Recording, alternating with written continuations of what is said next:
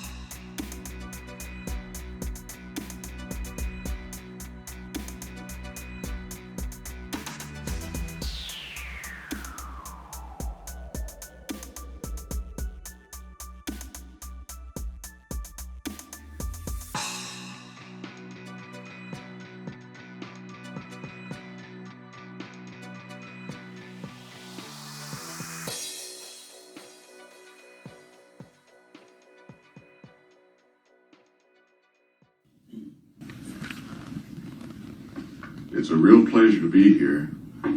The Britain branch, England, Britain, is very special.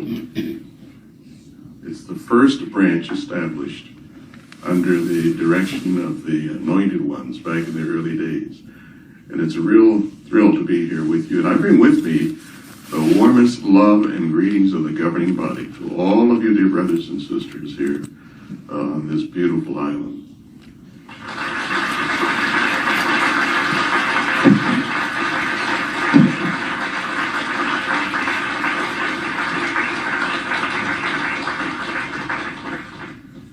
Keep your eyes open. Think about this. Scientists tell us that approximately 90% of an iceberg is found underwater. The tallest known iceberg in the North Atlantic, if you look at the screen, was 168 meters above sea level. That's a lot of iceberg. Since the bulk of the iceberg is below water, the entire berg is estimated to be as tall as 55 stories. Can you imagine that? Now, think of Jehovah's organization. Most of it we cannot see. It's not visible to the human eye. But what we do see is just a small part of the entire organization. Now that calls for us to have an alertness, doesn't it? It means that we have to have spiritual vision to see the greater part of Jehovah's organization. And it's important that we do that because when you see the greater part of the organization with our spiritual eye, then that gives us confidence. There's another one of Jehovah's instruments. In verse 1, chapter 2, to the angel of the congregation in Ephesus, write, these are the things that he says who holds the 7 stars in his right hand and walks among the 7 golden lampstands. Now, some of you who try to be scholarly might say, you see, that's talking about Ephesus. But please keep in mind that at the beginning of the book of Revelation, John saw things that would take place in the Lord's day. So these are things that take place primarily since 1914 when Jesus began And what Jesus is doing is using the first century congregations to talk to all of us today. And what is he reminding us of? Jesus is saying, I got it. I'm in control. All the congregations, the bodies of elders, the governing body primarily, are in his right hand. And he continues to this day to exercise loving headship, watching over all of these elders, the governing body, all associated with the worldwide congregation. And from time to time, he makes adjustments through the governing body. I don't know, have we had any adjustments? More to come. Not because I know anything. I don't know anything that's coming. But I know there's going to be adjustments. Because Jesus is in control. And he moves the brothers to do what he wants at any given time. Look at things he says, there's a sharp, long, two-edged sword. Jesus does something interesting here. He repeats a vision that was stated earlier in Revelation chapter 1 and verse 16. And as judge and executioner, in addition to striking down those who persecute Jehovah's people, he even deals with those within the congregation who may try to betray the loyalty of others. So apostates, those taking any stand against Jehovah's people, better be careful. Look at so much. And he's given him the authority to direct the earthly part of his organization. Now that's a warning to us. Because what it indicates here, he says, the one whose eyes are like a fiery flame and whose feet are like fine copper. That fiery flame means, again, anytime someone is wanting to defile the organization, they better be shaking in their boots. Yes, again, Jesus is kind and compassionate, but he tolerates.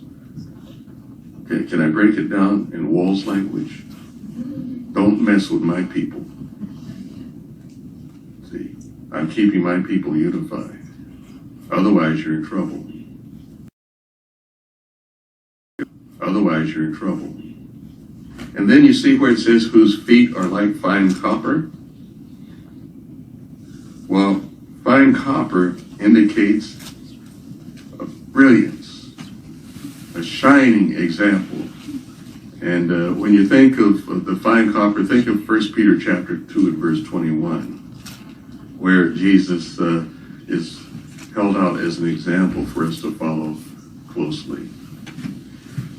Now, here's a very interesting portion that really does call for us at times to forget what we humans are tend to react to and to have spiritual vision, because here he gets into something very, very complex in the congregation. This is within the congregation.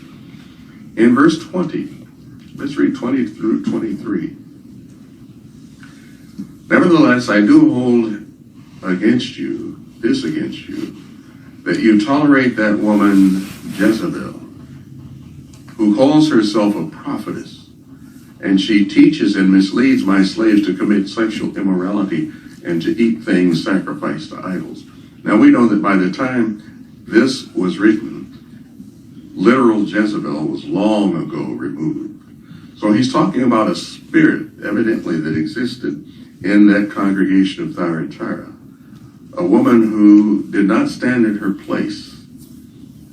She was an immoral and had influence even over men in the congregation. And here's what Jesus says. Look at verse 21.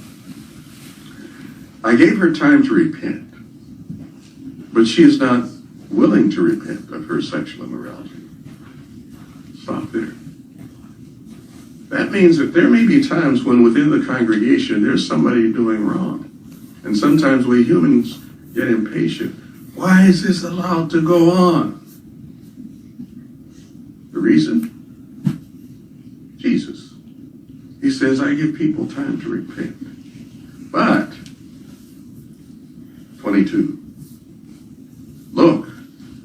about to throw her into the sick bed, and those committing adultery with her into great tribulation. That's not the great tribulation, but they will have great problems unless what? They repent of her deeds. And I will kill her children with deadly plagues, so that all the congregations will know that I, the one who searches the innermost thoughts and hearts, I will give to you individually according to your deeds. Now, what about those of us who are loyal? That's 90% of us, just grabbing a number. If you want 98%, we'll go there. 99, okay, we'll go there.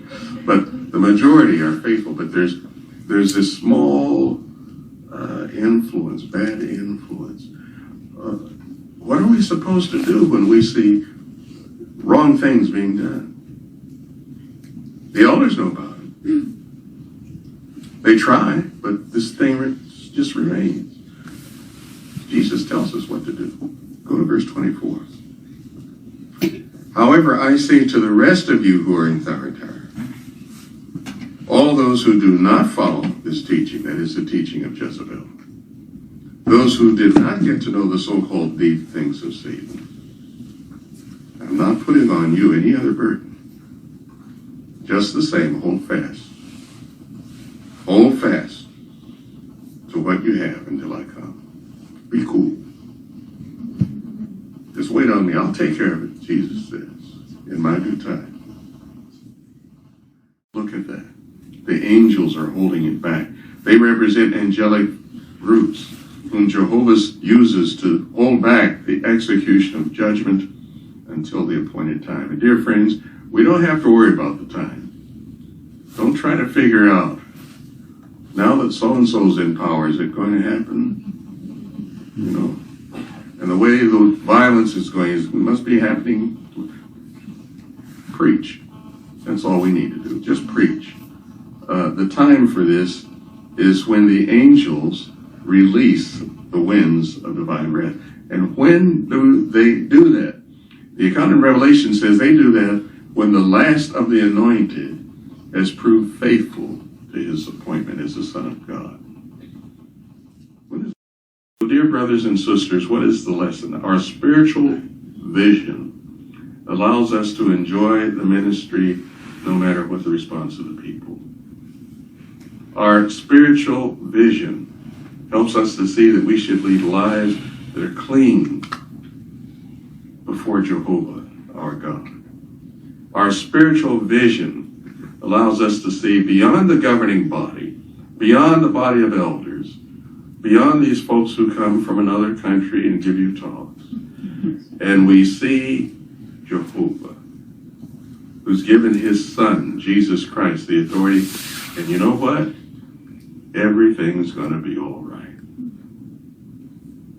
Everything's going to be all right if we keep our eyes open. Esto es todo por el momento y será hasta la próxima. Bye.